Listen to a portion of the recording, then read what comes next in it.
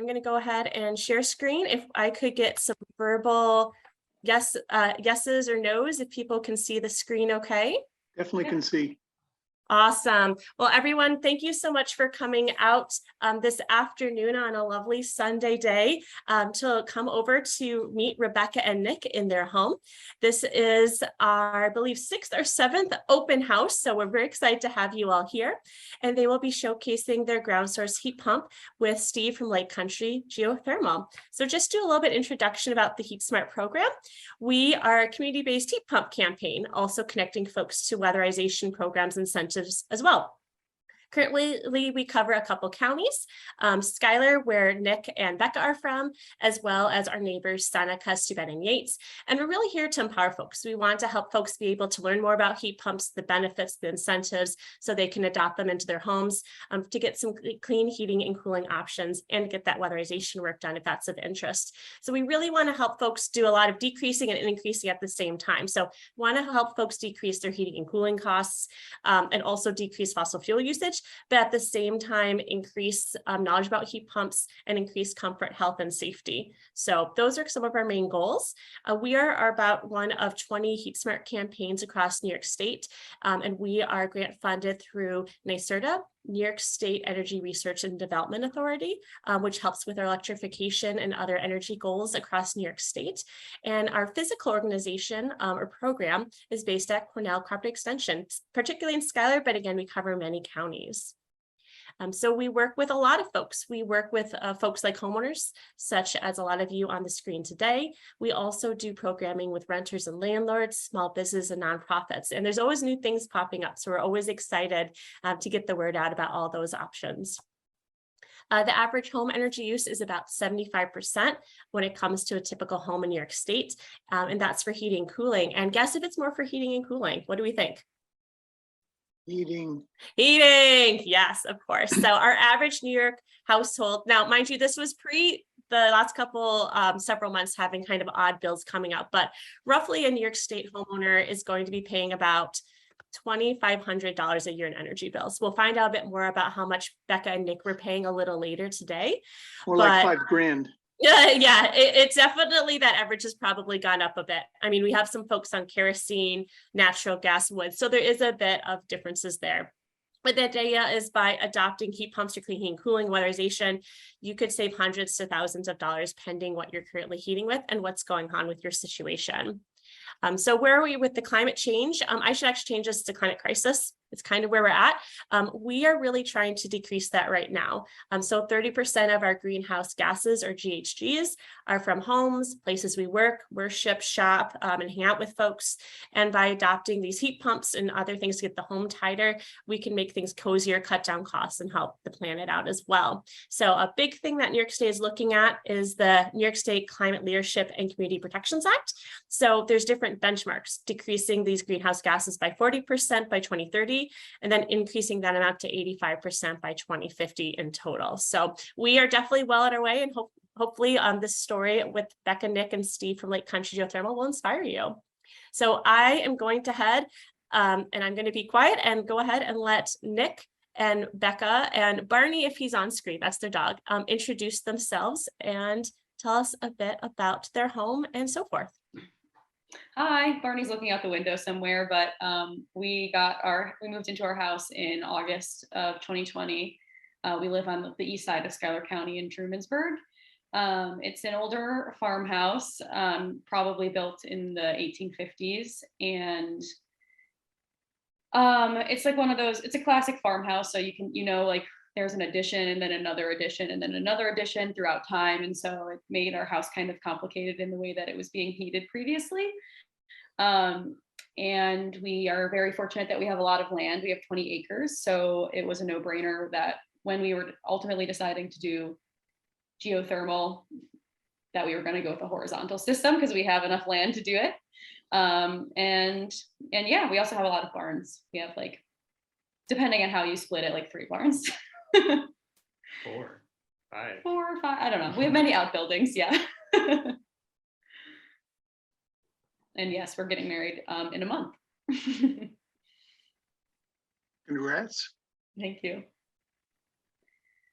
So after the first winter that we lived in the house, I was kind of sitting around, first of all thinking, well, our furnace is from 1995, and our hot water heater, which was also fuel oil based, was around the same time. And I was thinking, well, while the older systems tend to last longer, probably were due to die soon, and I didn't really want to be cut with my pants down in the middle of a January, and was thinking about us getting a new furnace. And so I was thinking it'd be a no-brainer to stop using fuel oil, especially with the cost. I had crunched the numbers, and it was around $3,000, which Erica has data on later in the slides, just to heat for that one winter, the oil costs. So we were thinking, well, maybe we could switch to propane. A lot of people out here in the country use propane. Obviously it would be an entirely new system for us. We kind of had an idea of where we would want to put the tank. I don't like the idea of it being like in the middle of a yard, though. No problem with other people doing that, just not really where I wanted it. So the cost is linear, so the cost increases the further away you put it from your house, and then it's like the issue of like, would the delivery truck be able to reach it? And then the cost didn't really seem that scary to do that when compared with when I was looking at the numbers for geothermal. The cost wasn't that much of a difference once you factored in the tax credit, and then again, obviously the fact that you become pretty independent on your fuel costs out. It was for us around like 8 to 10 years. And obviously, again, just kind of how long they last was pretty great, because we plan to be in our house for a long time. We're young, and we really like the land that we live on, and we can foresee, building family members' homes on our land and just being here for a long time. And it made sense to choose a heating system that lasted a long time. If I'm talking too much, Erica, you cut me off. No, you're doing perfect. Don't worry, you're good. Just let me know when you want me to switch screens. I don't want to cut you guys off. You're doing Great. good. So this picture here is our old fuel oil tank that was in our basement, Still there. which is still there, yeah.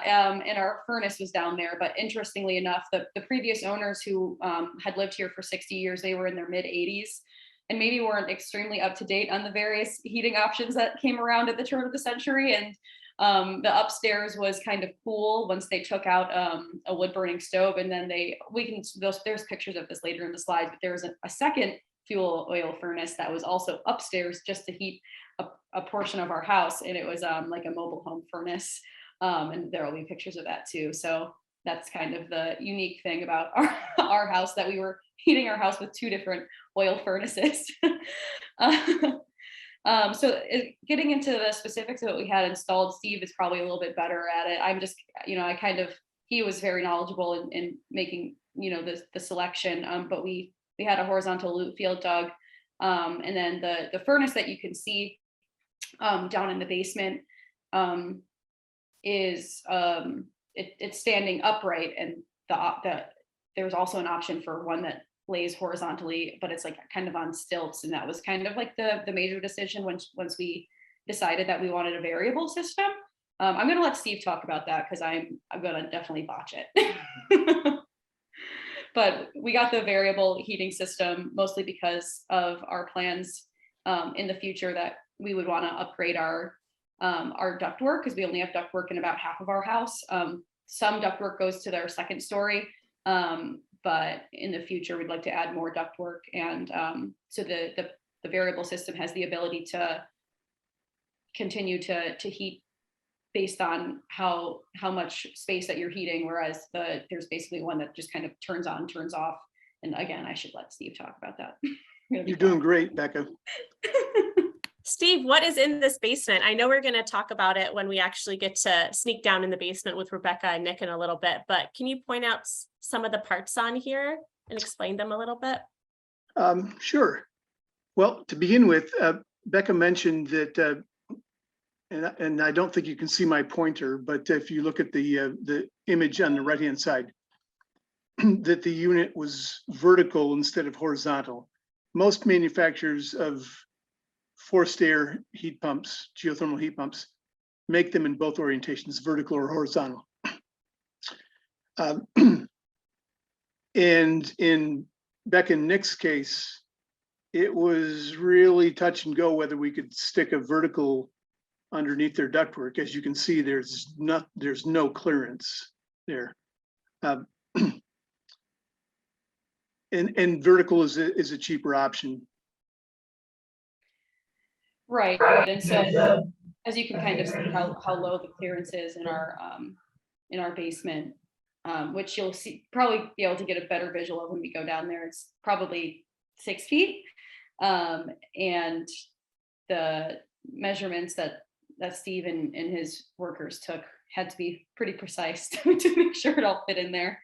And then, as I mentioned, our hot water heater was also on fuel oil, and again, of similar age, like from the mid 90s. And we had planned from the beginning to switch that to an electric hot water heater with use of the de-superheater. And the de-superheater kind of takes some energy that the geothermal system had produced and uses that to heat some of the water, so you're not 100% using electric all the time. There are like certain times of year where you're more likely for the de-superheater to be heating your water, right, Steve? You could be a salesperson, Becca. That was excellent. Yeah, you're absolutely right. Whenever these forced air geothermal heat pumps are on for either heating or air conditioning, they have an option to redirect some of that heat that they're bringing in to the potable hot water system. And in the wintertime, when the system is running quite a bit, the geothermal system will essentially be providing 100% of the potable hot water demand. In the shoulder season, spring and fall, and even in air conditioning, maybe 50% of the potable hot water. So you still need a primary hot water heater, but the geothermal system will handle a bunch of it depending on the time of the year and the use of the heat pump. And so the other picture that you can see on the screen is in the middle of the installation process. They had kind of, there's kind of two teams who came to our house to work on the installation. It was like the outside guys and the inside guys. The outside guys dug all the trenches, laid all of the pipes and things in the big horizontal field, which is kind of like 200 feet by 400 feet, which there will be pictures of soon. And then those eventually have like an in and out, which you can see coming in through the foundation in that picture that's kind of in the middle of the screen. And that was kind of like where the outside guys stopped. And then the inside guys kind of take over from there and then kind of connect where that enters the house to all of the machinery that you see in the picture on the right. Awesome. And again, this for those of you who might have just tuned in, this installation at Rebecca and Nick's, this a retrofitted ducted ground source heat pump system. Sorry, Steve, I know I probably said that wrong. Is the system that was put in by Lake Country Geothermal. So let's continue and see what else was going on with the decisions. So I think that's kind of it about this slide. Yeah. So the other pictures here, I'll speak to the pictures first, because I was just talking about how it's kind of funny how the house was heated in a piecemeal kind of fashion. That's our mud room, and that's the second old fuel oil furnace, which is now disconnected, thankfully. So they were able to extend some ductwork for us, which was a very kind offer, because our house, again, because it being an old farmhouse, we have that basement, as you see from the previous, but so there's some additions to our house that have a crawl space that I've been in personally, which is not the roomiest. And then there's an additional crawl space that's even further away from the main part of the house. That's like, when you're inside of it, it's like a very large coffin. That's how little headroom there is. And so, it was actually really just convenient that the folks from Lake Country were able to do the ductwork, because I would have had to call around to probably 10 different companies to figure out a person whose body could physically just fit in our crawl space to do that ductwork, and people who were willing enough. So, since then, previously, you know, it was forced air that we already had, but we also have some baseboard electric upstairs and also some really old like 1950s electric like wall units that we don't really turn on super often because we're just not upstairs super a lot because our bedroom is on the first floor. But this behemoth that you see there is a mobile home furnace that the previous owners put in just to heat the mudroom and the kitchen, which they probably would have been better off 5 years ago just putting a mini split in, but they did this. And it would crank on blast at like full heat. Our dog would love it because he would just sit in front of it and cook.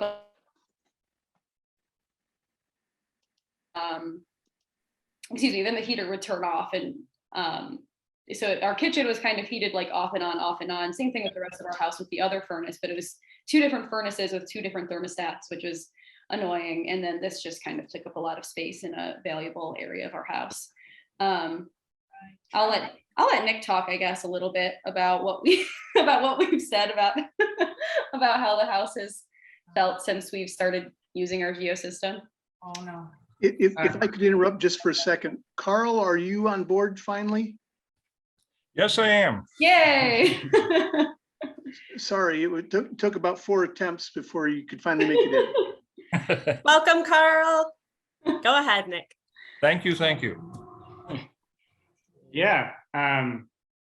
So yeah, as Becca mentioned, the heating system before our fuel oil furnace was very loud, very mechanical, lots of loud clanking noises. And then it would turn on and blast the really hot air for a few minutes, then turn off. And so it'd be on and off again, on and off again. Whereas now with the geothermal setup, it's almost on all the time. And the air that it's blowing is much cooler. And so it kind of works more like a slow cooker, like low and slow, but yeah, very even heat, no complaints whatsoever.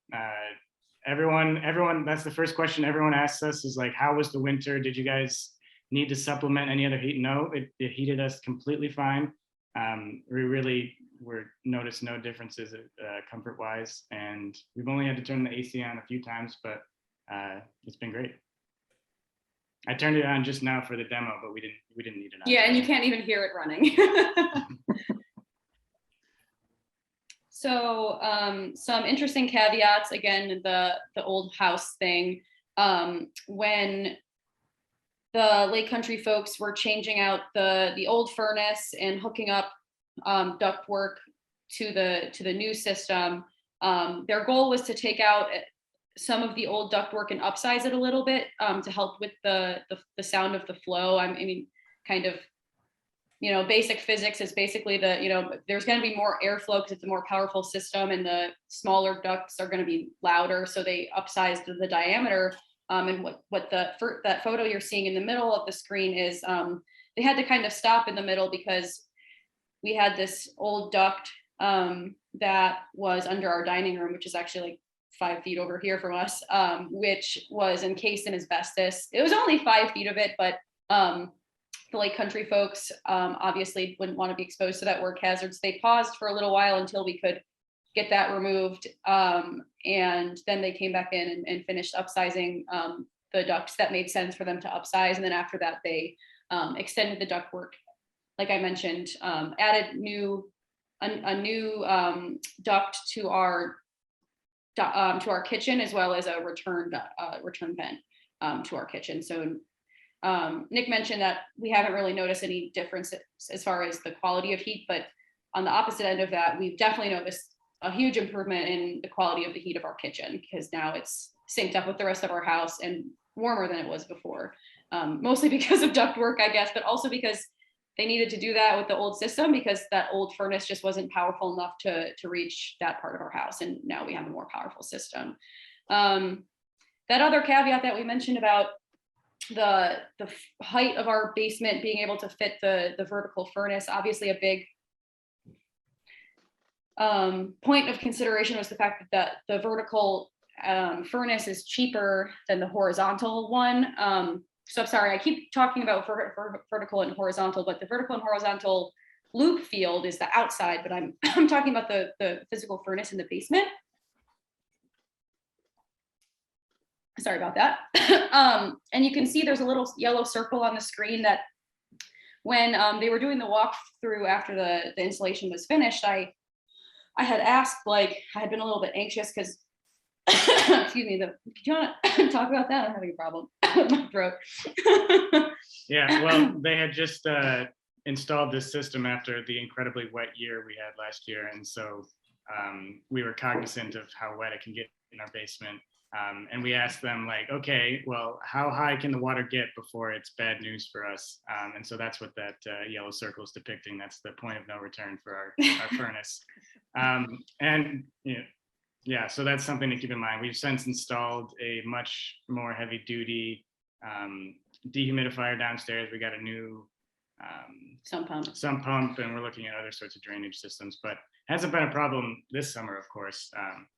But yeah, that was a point of concern for us. So really, it was just kind of first-time home buyer issue of we just haven't been in the house that long, and we just didn't really know how wet our basement got, and weren't exactly cognizant of maybe that would have been a benefit to just not, if you have a wet basement, it might be worth the extra however many dollars, to the order of probably a few thousand, to get that furnace that lays horizontally, because the mechanism that would be dangerous for it to get wet is, to my knowledge, a few feet off the ground. Whereas this, it's like the danger zone is about 4 inches, which when all the snow melted, we came really close to literally like 2 weeks after it was done being installing. So we were a little bit anxious about that for a while, but we've sprung into action.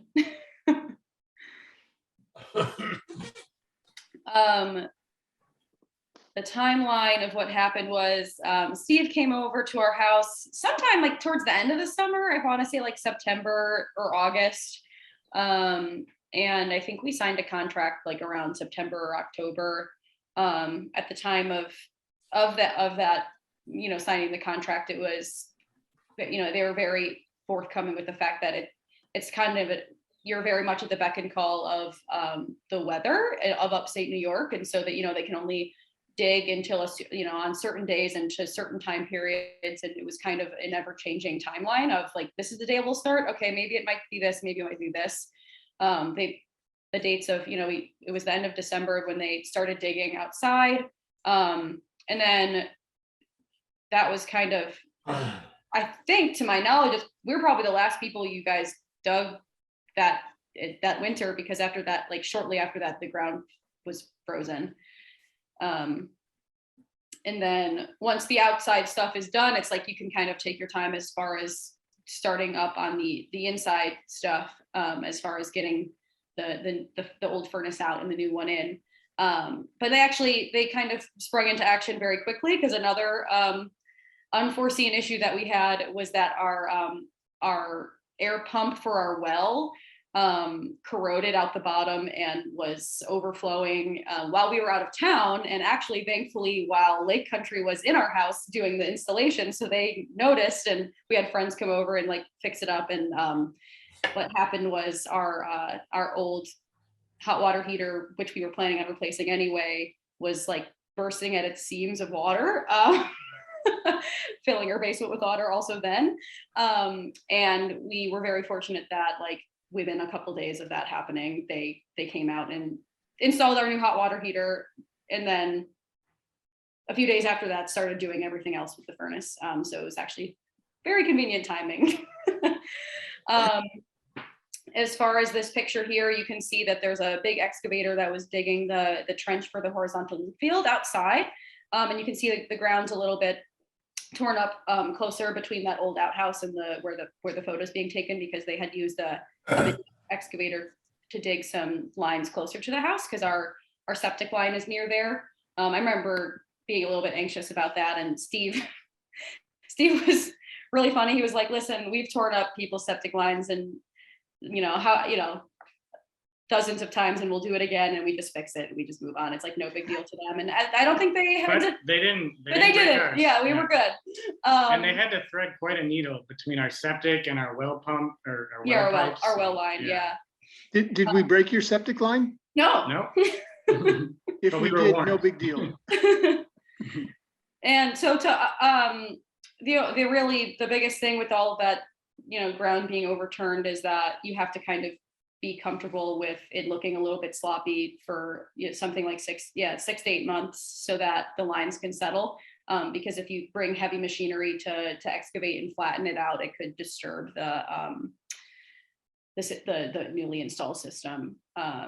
So we've just kind of been letting it go. And actually we're coming up on the time period in which we could get out there and flatten it, but we're having our wedding at our house in a month. And so we're just kind of letting it be because we got other stuff going on.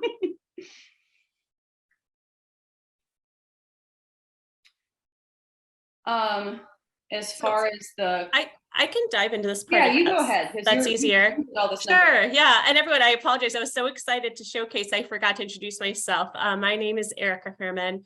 I am the Heat Smart FLX South campaign director that helps provide support to folks connecting to these incentives and programs. But yeah, let's dive into it. So Rebecca and Nick's system, again, they had what was called a 5-ton Geostar Sycamore system, a 060 model for those of you tech people. And again, as you could see from the last couple of pictures, it was a horizontal system. A little later, we'll talk a bit more about horizontal versus vertical for the outside portion, but the total cost initially was about $36,000. And the nice thing is that regardless of income, the major utility companies, for example, in our area, we have NYSEG has what's called the New York State Clean Heat Incentive Program. So that's based on, you get a certain amount of funds. I believe it's about $1,500 per every 10,000 BTUs. So basically for every 10,000 heating units, you get a certain amount. And then there's also a certain amount that they got for the desuperheater as well. So that rounded out to just a bit under $8,000. So $7,755, which brought them to a subtotal cost of about $20,000. So that was what they did. And again, it was beginning of the year in January when that work was, completed. So something that I know Rebecca and Nick are probably really looking forward to when it comes to tax season at the end of this year.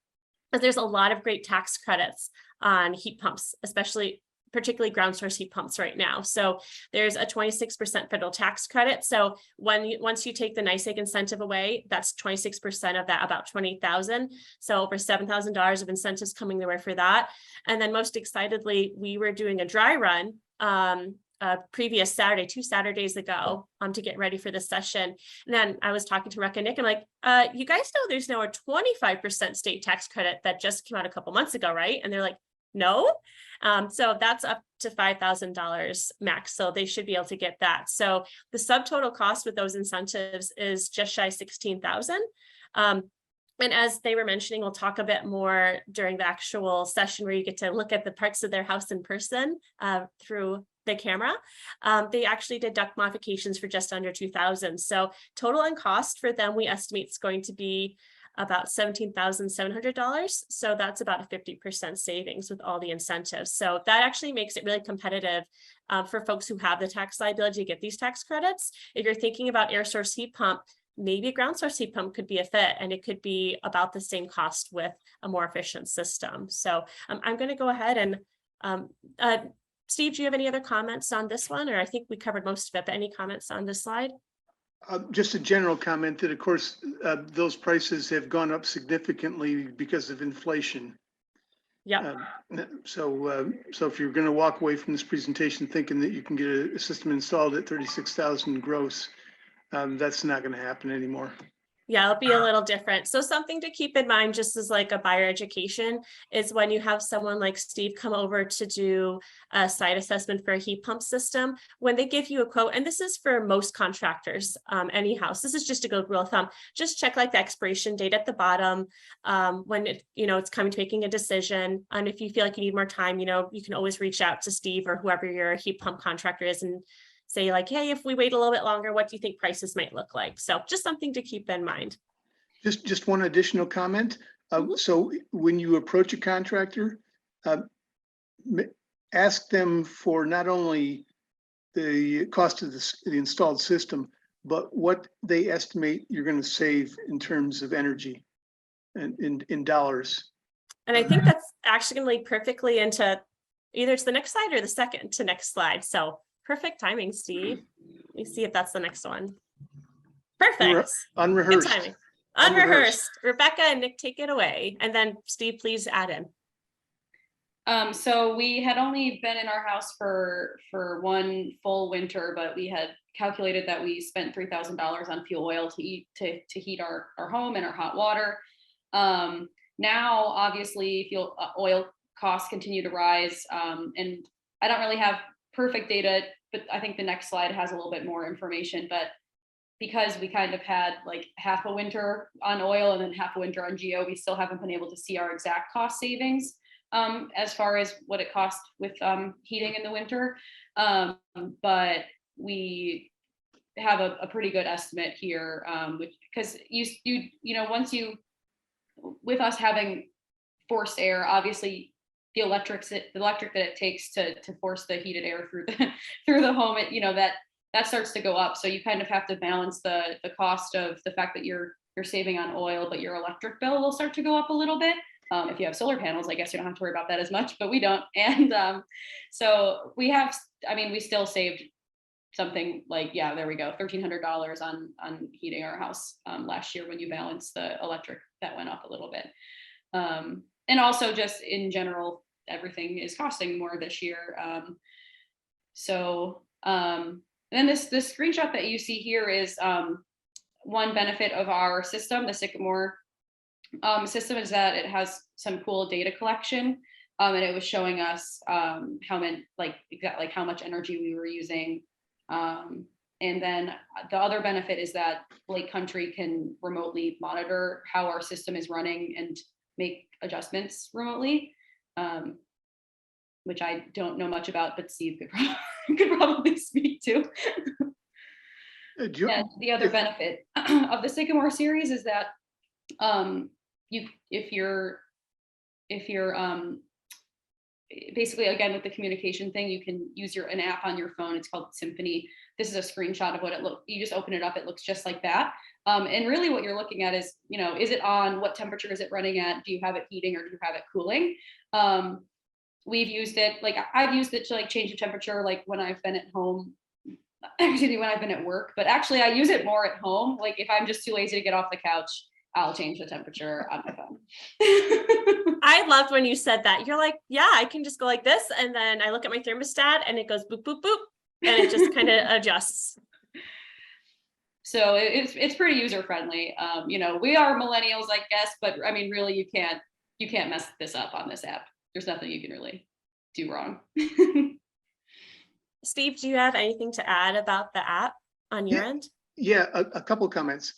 The system that enables the app for Becca and Nick also records performance data for the system every 10 seconds, about 60 parameters. So Joel out there, engineer, and this is all logged in the cloud, which I can see, my techs can see. And so we can monitor their system. It will automatically tell us when the system is maybe starting to operate outside of safe envelope and signal us. So these remote monitoring systems are extremely convenient and powerful, and reduce service costs, service calls in particular, significantly. Oftentimes, if there's something going wrong with the system, I'll know before Becca and Nick will. And I'll be sending them an email saying, hey, check this out, check this other thing out, and oftentimes avoids the service call. So the remote monitoring is starting to become ubiquitous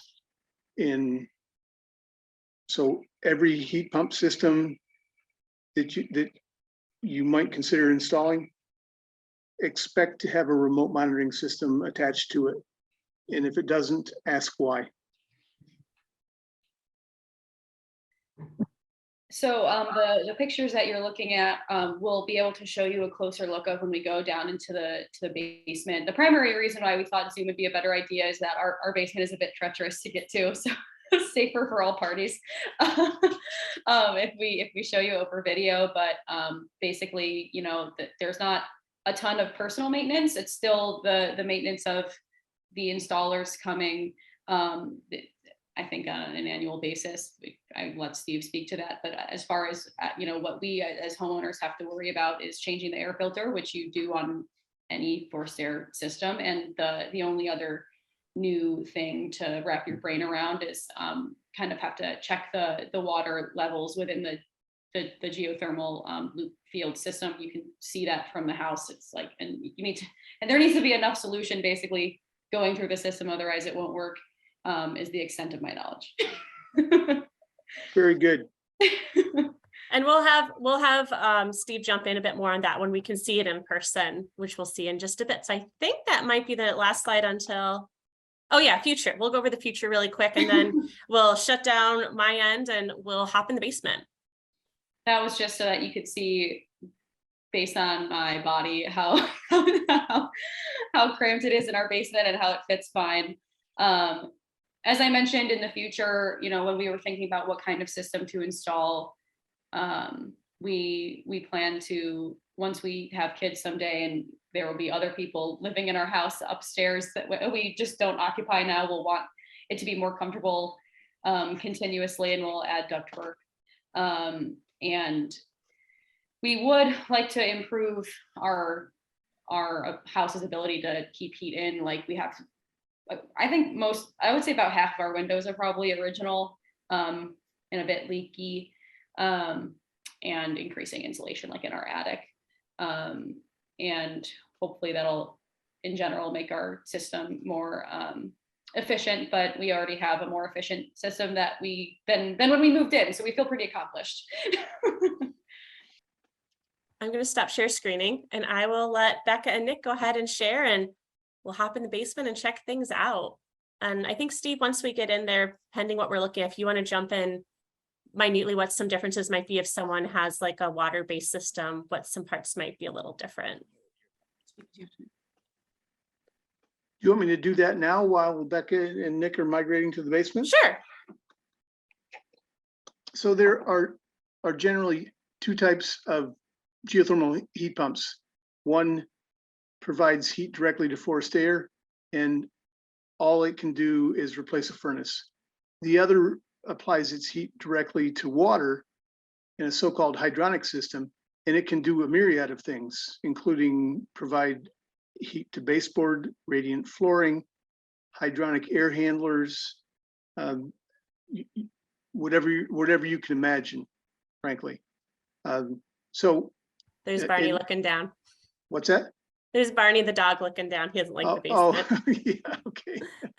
So Becca and Nick's system is obviously a forced air system, but if you had baseboard or radiant flooring or a combination, you can still do a geothermal system, different type of heat pump, same type of loop, but it can provide the heating for those systems.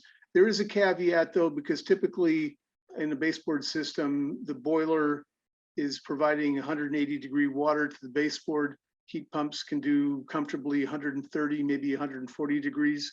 So there may be some accommodations you need to make to the distribution system, but it's still very doable. Perfect. All right, looks like we're in the basement. Let's rock and roll in there. A totally seamless transition. So yeah, our basement's kind of hard to get into through this way. When they did the installation of the furnace, they actually used our Bilco doors, which I'll show you. But down here, when you come into our basement, there's our electric box. We have some of our ductwork that was here when we moved in. You can see where, how Nick is standing, how Nick's like 5'9", so it's pretty tight in here. And that is the furnace itself, and then all of this shiny stuff here is our new ductwork, and you can see where that kind of extends into the crawl space that goes under our dining room, which was where that photo was, where the old duct needed to be removed that had the asbestos around it. One key thing actually that was a big change to our basement, other than all of this equipment, was that when they installed the new ductwork, they popped a vent into this duct to kind of provide heat to the basement itself when it's heating, which is nice because it actually, we found, kept our dining room a lot warmer because we feel our dining room's not the most well insulated. So this is, you got to kind of duck through there. But that's the furnace, which then there's this looks like two hot water tanks, but really that one is the electric hot water heater, and that one is the de-superheater. And then this is the flow system, which I should show you where it enters the house. The photo that we showed you earlier of where it enters the house through our foundation is there, and then it travels upwards through this kind of wall here and then down, and then you can kind of see where it goes along the wall, excuse me, along the floor there. I'll let Nick open that up so you guys can see. It's kind of, it might be kind of hard to see on video, but you can kind of, yeah, you can see the little pool floating in there, and it looks like it's a good level, right, Steve? It's perfect. Yeah, and then what you saw over here is that we still have our old fuel oil tank that we haven't taken out of here yet, just mostly out of our sheer laziness. Well, 3 people have told me to make it into a smoker, so. Carl Faber might be one of those people. Yeah, and then what we talked about before with the danger zone for the level of how much water for reference. I'll kind of zoom out a little bit, and Nick, do you mind pointing to that with your? So that's kind of about how much water can be down here before that system would be toast, which I'm definitely not anxious about at all. What's that little white thing, Rebecca? That's kind of blinking. That Steve, is that how the sycamore talks to you? Oh, that's Symphony. Yes. So that's the remote monitoring device. It communicates with your local Wi-Fi and logs data, enables the app on your smartphone so you can control the thermostat. And yeah, the other biggest difference down here is these ducts, like we mentioned, were upsized, and we still have some of our, like, you can shine the light over that way, Nick. Like, some of the ducts that were here before are still the same diameter as they were, and I think Steve had mentioned that, like, if someday we wanted to upsize those, I think it might make the system when it's blowing a little bit quieter, but we don't really find the noise particularly bothersome, other than it's just sometimes like a white noise throughout the house that mostly just out of sheer laziness. If Nick's on one side of the house and I'm on the other, he can't really hear me shouting across the house to get this done. Just a general comment on airflow and noise. Because these systems produce heat at a lower temperature, even in the forced air version. So with a heat pump, it's maybe 100 degrees. With a furnace, you might be getting air coming out of the furnace at 130 to 150 degrees. To get the same amount of heat to the space in the house, you're obviously going to have to put more volume of air to that space at 100 degrees than you would 130 degrees. And as a result, you're going to get higher velocities of air going through the ductwork. And at some point, you can get enough velocity going through the ductwork to cause it to start to vibrate. So this is one of the things that we check when we do a site assessment, is the ductwork size, to try to determine whether the ductwork needs to be modified or not. As it turned out for Becca and Nick, there seems to be at least one duct run that has got an excessive or a very high velocity of air going through it, causing some noise, which we're going to get to and adjust. But it's not always the case. In fact, it's rarely the case that we have to modify ductwork when we retrofit a system from a fossil fuel furnace to a geothermal heat pump. Yeah. And you said it was a pretty big system. How did they get that in, Becca and Nick? Through the store. That's our Bilco doors to our basement, and it was actually pretty impressive to see them get it down the stairs with the dolly. Here, I can actually probably show you better from upstairs. Before I go upstairs, is there anything else I should highlight while we're down here? Oh, you said they added a new vent downstairs, right? Yeah, this one. Very cool. Here, I'll zoom out a little bit. Nice. And what did they do? Did you need an electric panel upgrade? I know sometimes people need more amps. What was the situation in your home? No, they ended up being able to just kind of rewire everything, take out some, there were, as I had previously mentioned, some electric heaters that we hadn't even been using, but just the previous owners never took out. So the Lake Country guys were really great at just kind of prioritizing, taking out different ports of that box, and never needed an upgrade to the box, which was good. Saved a couple $1,000. That's awesome. Good job, Steve. And then you mentioned earlier that there's a filter. Is that easy to get to? Is that something that Lake Country has to come over to do? So we can do that ourselves. It's kind of just like our old furnace. Nick's kind of just popping off a cover there. And that's how you get to the filter. We've already changed it once based on the timeline that Steve recommended. It's too early to change now, but it looks pretty clean still. When did we change it? Just like 3 months ago? Mm-hmm. I think after, Steve can correct me. I think there was a slide on this. I think you're supposed to change it like in the first 3 months, like after 3 months, because there's a lot of dust that kind of got tossed around with the with the changing of the ductwork, and then every 6 months for the first year, and then after that just annually. Correct me, Steve? Yeah, we generally recommend to start out changing filters every 6 months, and then based on how dirty or clean it is, adjust the frequency accordingly. It's very much dependent on how dusty the house is and how dusty the air is that's going through the system. That's awesome. And then Steve, if this was a water-based system, the only other thing you'd have is something that looks like a hot water heater, but it's called a buffer tank, right? Would you still have a flow center, but you just have like another thing that kind of looks like a water tank? You'd still have a flow center. The flow center is just managing the flow through the loop outside.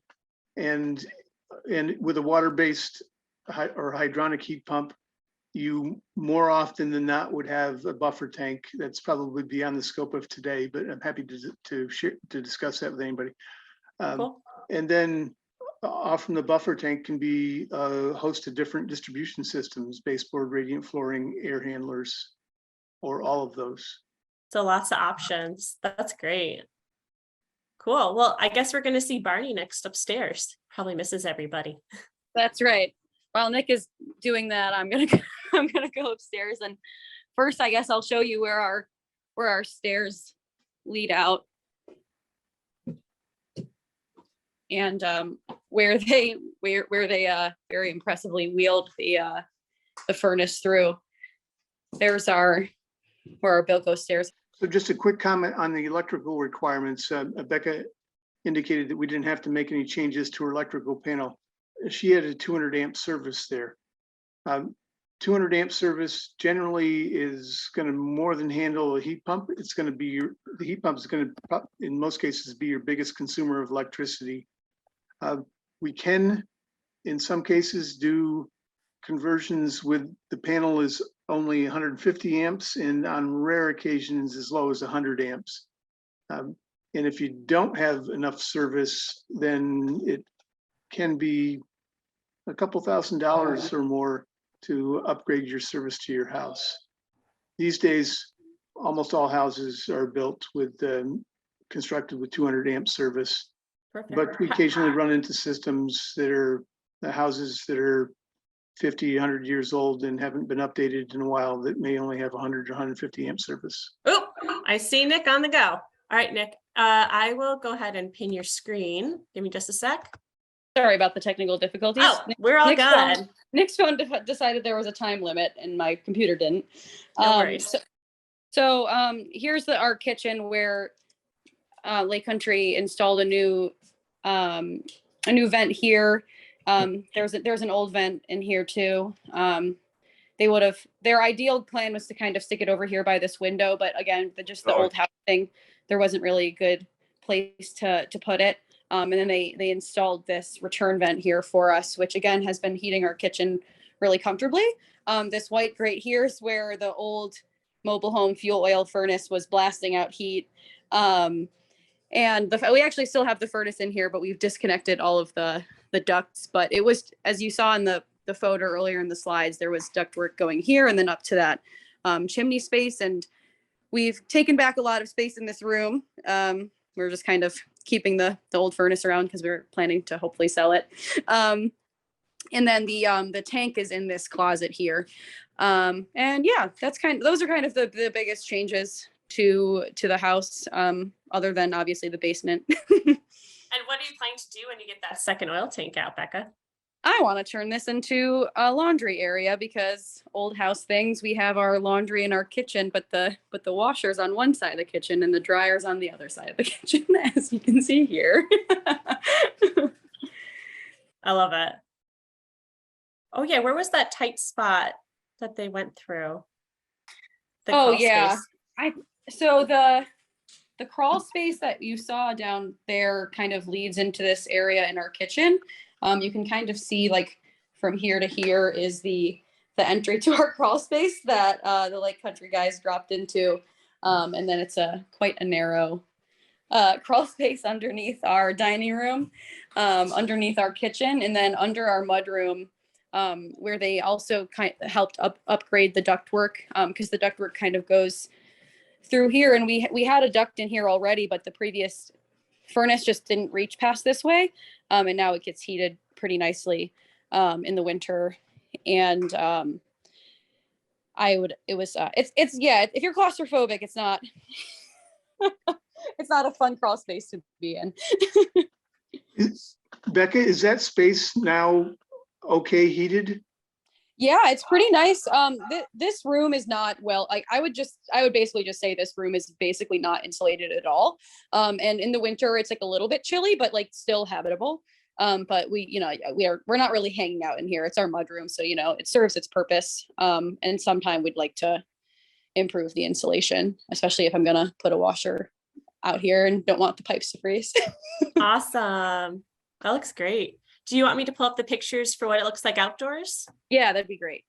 So the top two pictures are during and shortly after the horizontal loop field was finished being installed. Out past that little outhouse is where the 200 feet by 400 feet area was, where the field is, and then it comes in to our house through that little kind of passageway closer to our house. And then the bottom picture is what that 200 by 400 feet area looked like. It was probably like March once the snow melted. And one of the things I noticed in this picture that I liked, if you look in the picture to the right, you can actually see was it your old AC unit? Yeah, and that's not. I know it's just a pad. It's really cool. Steve, do you have any comments on the outdoor images before we kind of look at what it looks like now? These are all new to me. Nice. And you said there's two excavators, right? There was it wasn't just the big one? Yes. In cases like Becca's Nicks, where there's a lot of small trees close to the house that we have to navigate through, our big excavator just isn't appropriate. So we oftentimes rent a tiny excavator to maneuver through that. Nice. And that's what that same area looks like now. The ground got a little bit more irregular with time and settling. It's kind of hard to tell with photo, but that very top, very green photo, you can kind of see the ground kind of drops off, and that basically the same exact plants are growing. And so it's kind of like a 2-foot drop, but it's only in this really small area, probably like 2 feet by 6 feet. And then a little bit of the ground is just kind of a little bit lumpy, like with that picture of our dog in it. We could have been aggressive with leveling it and planting seed, but like I said, we're kind of planning on putting doing more stuff with that. And we kind of just didn't want to deal with it with our wedding coming up. And we want to maybe do some other landscaping things that we just haven't parsed out yet. Yeah, so it grew over pretty well. I think when I went to visit, it still felt like a bit of an oasis. And you said that you can kind of see the pathways where the pipes related. It's kind of like a bit of an E shape, right? Well, I think underground it looks like an E. Oh, gotcha. But on the surface, it just looks like a rectangle. Cool. But yeah, we have a bunch. We're just about to pause, and we'll have a bunch of Q&A or fill in any other points of interest. But this is one of our many open houses, so we're extremely excited that Becca and Nick and Steve came to share their experience and what was going on with their home for the retrofit. Becca had reached out some time ago to learn about heat pump incentives, and then had met a neighbor who had put one in with Lake Country. So that was a great connection there. Lake Country is one of our contractor partners. So if you're interested in working with them, let us know. But coming up, actually this Wednesday, we have another open house over at the McKinley home in Bath, New York. They have an air source heat pump and heat pump water heater. So a little different a setup. And then later in August, we'll be at the Martins for partial heat pump system. And then again, later in August, we have quite a few in August, a heat pump water installation and a couple in September. So lots of great opportunities coming up if you'd like to check those out. And feel free to connect with us. I'll put some contact information in the chat. But I will go ahead and stop screen sharing so we can open it up the floor for Q&A. Does anyone have any questions for Becca and Nick? I know everyone's odd because it's an amazing tour. I feel super excited that this was able to happen today. Feel free to unmute yourselves if you have questions, or put something in the chat if you prefer. All right. Oh, Christina's super happy with it. Okay, great information. Carl, did you have any questions? No, just curious, What kind of heating system do you have currently, Carl? We have a forced air, oil forced air, but we heat most of the house with probably by now a 40-year-old box wood stove in one part, and that's provides a lot of heat. I don't know how much longer. I've encountered that scenario numerous times in my time as a geothermal contractor, and some of the reasons that the clients have said they wanted to do geothermal or get rid of wood were pretty interesting. One of which was, hey, I'm retired now and I want to go visit my grandkids in the winter without having somebody to stoke my wood stove. That's one I didn't expect.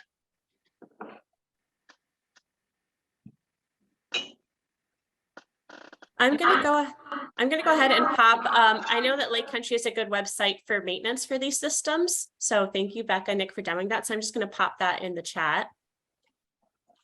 So this is Joel Moritz. So I have some questions when you're ready for me. Please go ahead, Joel. All right. Well, first of all, thank you everyone for putting this on, and the folks opening their homes up for this. That's all pretty cool. Unfortunately, I was traveling and parked at Home Depot in Ithaca now, and was not able to see the video. So I apologize. From the conversation, though, that sounded like that was a coil system versus linear in trenches. Is that correct? No, the horizontal system was linear. It was linear. Cool. As opposed to what we call a slinky. Yeah. Which you might be referring to as a coil. Yes, I am, and I've read some that there's some advantage to going linear than slinky. We can talk about that later. I'll reach out to you through your webpage. It's mostly a cost advantage. If you have enough space to do linear, that's what we'll do. But if we're tight on space and we can still possibly get it in horizontally without having to go to an expensive vertical, we'll do coils. Okay, so how long is your loop and what's your spacing between those? Trying to calculate what size I would need. I'm gonna do this from memory, but I think her circuits or their circuits were 200-foot trenches, so 400-foot circuits, 200-foot trenches, 40-foot circuits. Typically, they're 10 feet on center apart. Oh, and thanks. Joel, we are recording this, so I will make sure in the next week or two to follow up with an email for everyone who registered. So you'll be able to get a Perfect. copy of the recording and slides. So no worries there. Becca, Okay. where are you going to put your dahlia tubes now? You used to store them in the basement, right? Keep it nice and cool. Yeah, I'll have to keep them in someone who has a colder basement. That's a neat problem to have. So what was the depth of the trenches? They are generally 6 to 7 feet deep. I don't have in front of me exactly what Becca's and Nick's were, but Okay, we have a design program that we're able to adjust all those parameters, depth, spacing between circuits, and length of circuits. Okay, cool. So rule of thumb, and I hate rules of thumb, sorry, but deeper the better? Or is there a in general, but but cost? Yeah, there comes a point of diminishing returns. Sure. And so you start getting below 8 feet and you kind of hit the diminishing returns. And then I Becca, won't ask you. Oh, okay, Joel, sorry. I'm sorry, I want to ask you what the soils are. What's the COP of the system? Could you explain what COP is, Steve, Yes, for people who might tune in later? So COP Sorry. stands for coefficient of performance. And with heat pumps, depending on the type of heat pump, it generally ranges from 2.5 to greater than 6. If you multiply that by 100, you've gotten the efficiency as most humans are used to dealing with. By comparison, a high efficiency fossil fuel furnace might be 95%. A heat pump with a COP of 4 is 400%. With the Sycamore that Nick and Becca chose, the COP varies depending on the speed at which it's running, and it runs from anywhere from 100% of capacity, obviously, down to 20%. The sweet spot tends to be in about the 30 to 60% range, which the COP will depend on the temperature of the incoming water from the loop. But in worst case, in the middle of the winter, when it's down in the 30s, the COP is going to be somewhere between 3.5 and 5.5, depending on the speed at which it's operating. And Becca and Nick, anything else to round out your tour and your experience and all that good stuff? No, just in the same vein as that, from what I was researching, I think that what's relevant to this conversation is our fuel oil furnace that was, again, from like the mid 90s, I think was like 82% efficiency. I couldn't tell you what the COP was, but 0.82. Yeah, there you go. There we go. It wasn't 3. Right, I just multiplied by 100, got it. Joel, if you have additional questions, feel free to give me a call. Just one, it's kind of a generic one. And again, hate rules of thumb, but how's the cost breakdown, like maybe on a percentage of the outside work versus the inside work? Yeah, that's a good question. Roughly, and this is based on a horizontal loop, not a vertical loop. It's going to change significantly. But if it's a horizontal loop, then in a forced air heat pump system, it's roughly 1/3 outside, 2/3 inside. Cool. That's it for me. Thank you so much. I will reach out to you through webpage or something. Great. Well, I want to thank Joel, Carl, and I think Christine had to duck off, but thank you everyone so much for coming. Thank you, Steve, for doing the installation with your team and getting in all those tight places and maneuvering everything for this magnificent ground source heat pump system. And again, Becca and Nick and Barney, thank you so much for hosting and having us in your home. And I hope that everyone has a great afternoon. And again, we will be following up, or if you have folks who who want to attend and missed out, we will be following up in the next week or two with a copy of the recording, as well as the PDF slides. Hey, Barney, I'm sorry I can't give you a dog treat from here, but I did give you 2 last time, so hopefully that makes up for it. Thanks for organizing and hosting this, Erica. Yeah, thanks for hopping on. Well, All right, thanks if again, there everyone. aren't any last minute words, thank you so much and have a wonderful day, everyone. Take care.